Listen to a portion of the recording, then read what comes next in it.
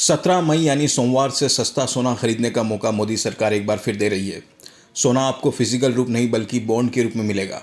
वित्त वर्ष 2021-22 के लिए सोवरेन गोल्ड बॉन्ड की पहली बिक्री सोमवार से शुरू हो रही है और यह 21 मई तक चलेगी। सोवरेन गोल्ड बॉन्ड मई से लेकर सितंबर के बीच 6 किस्तों में जारी किए जाएंगे। वित्त वर्ष 2021-22 की पहली किस्त के तहत 17 से 21 मई के बीच खरीदी की जा सकेगी और 25 मई को बॉन्ड जारी किए जाएंगे। सोवरेन गोल्ड बॉन्ड पहली सीरीज की 10 मुख्य बातें।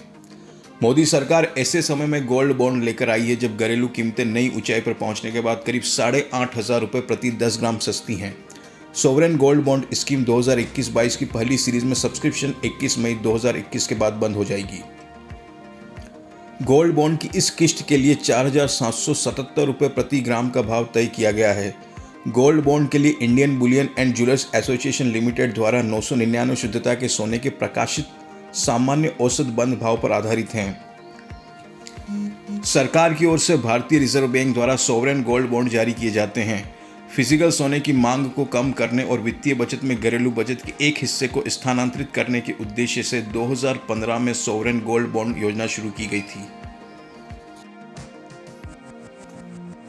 सोवरेन गोल्ड बॉन्ड स्कीम में एक वित्तीय वर्ष में एक व्यक्ति अधिकतम 500 ग्राम सोने के बॉन्ड खरीद सकता है।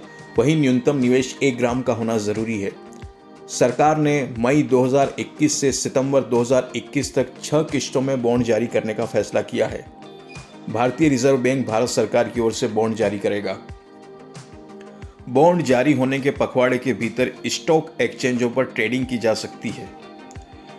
सोवरेन गोल्ड बॉन्ड के हर आवेदन के साथ निवेशक का पैन कार्ड जरूरी है।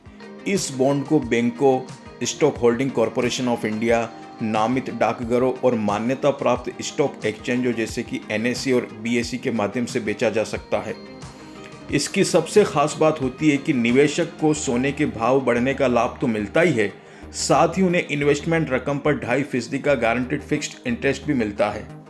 इन बॉन्ड्स की अवधि 8 साल की होती है और 5वें साल के बाद ही प्री मैच्योर विड्रॉल किया जा सकता है।